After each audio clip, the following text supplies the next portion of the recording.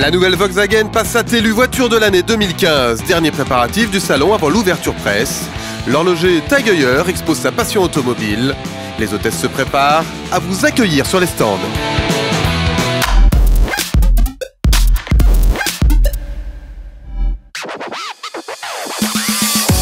La Passat Volkswagen élue voiture de l'année 2015 en ouverture du salon de Genève. Une consécration pour la familiale allemande, 8e génération, le 3e trophée Car of the Year en 6 ans pour le Volkswagen. Nous sommes ravis de recevoir cette récompense que l'on n'attendait pas. Et comme c'est un prix international, ça montre que la voiture ne se concentre pas sur une seule clientèle. Elle a une palette étendue dans ce domaine et de futurs clients. Et ça, c'est très important pour nous. Best-seller de la catégorie, la Passat est la familiale la plus vendue au monde. Depuis la première génération, apparue en 1973, il s'en est vendu 22 millions. Grâce à ce trophée, le succès de la Passat 8 semble assuré. Le prix est devenu de plus en plus important. Les constructeurs peuvent vraiment l'utiliser sur le marché. On l'a bien vu lors des années précédentes que tous les constructeurs gagnants ont mis le logo et que ça paye d'être nommé voiture de l'année. La montée en gamme de cette 8e génération est évidente, elle se veut premium. Style statutaire et concentré de technologie. Pour moi, la Volkswagen Passat a obtenu le trophée 2015 car c'est une voiture très connue et très appréciée par les familles et les gens qui l'utilisent pour travailler. Et en plus, ce modèle a rempli tous les critères pour la presse spécialisée. La Citroën C4 Cactus décroche la seconde place de l'élection Car of the Year. La Mercedes classe C complète le podium 2015.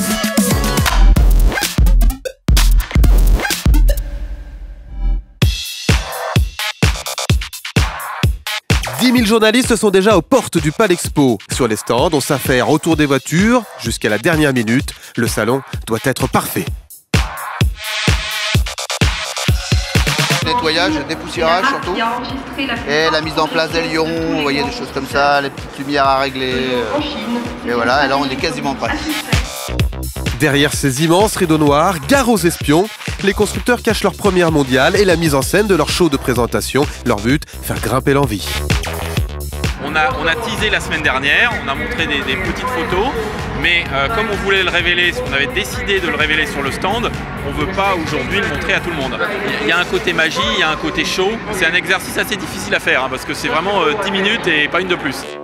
Le mystère des 130 premières mondiales et européennes sera enfin levé dans notre édition de demain.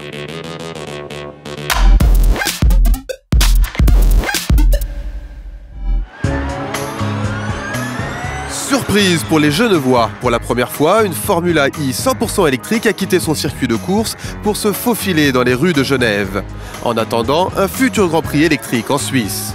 Un roulage exceptionnel organisé par Tag Heuer, chronométreur officiel du championnat de Formule E, pour annoncer l'exposition événement de la Halle 3 du Salon automobile de Genève. La saga automobile de l'horloger suisse et ses partenariats historiques avec les grandes courses mondiales à découvrir dans une prochaine édition.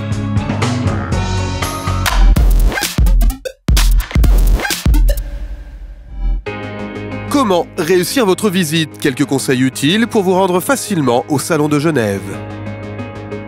Alors nous conseillons évidemment de venir en train, tout simplement parce que c'est le moyen le plus simple et puis qui évite le stress du trafic, d'autant plus à ce que les chemins de fer fédéraux offrent des billets combinés, voyage et train à prix réduit. Ensuite, vous pouvez évidemment venir aussi en voiture. Il y a des places de parc qui sont disponibles et qui sont réservées pour les visiteurs. Il suffit simplement de suivre les panneaux P Salon et d'entendre Infotrafic TSR, c'est sur FM 91.2 pour avoir les dernières informations. Les bus TPG augmentent la fréquence et puis là aussi, vous pouvez avoir des billets combinés avec le trajet et l'entrée du salon.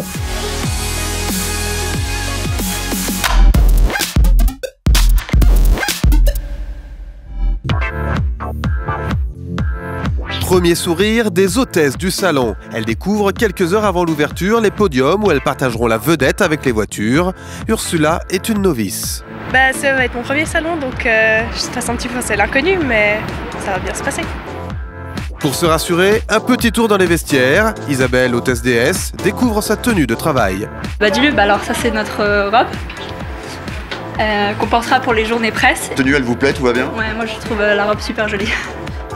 La tension grimpe. Dans quelques heures, elle fera face au public. On se réjouit de voir les premiers clients arriver et de pouvoir mettre en pratique tout ce qu'on a appris pendant nos longues journées de formation. À suivre, une formation technique accélérée, indispensable. Les cellules grises sont en ébullition, mais les hôtesses Citroën ont été choisies pour cela. Mais on ne recherche pas des mannequins, on recherche vraiment des gens qui sont intelligents, qui sont proactifs, qui sont capables de travailler en équipe. Même critère pour Ivan, votre hôte, qui vous présentera, mesdames, les petites Citroën. Mais pour le découvrir, il faut venir au salon.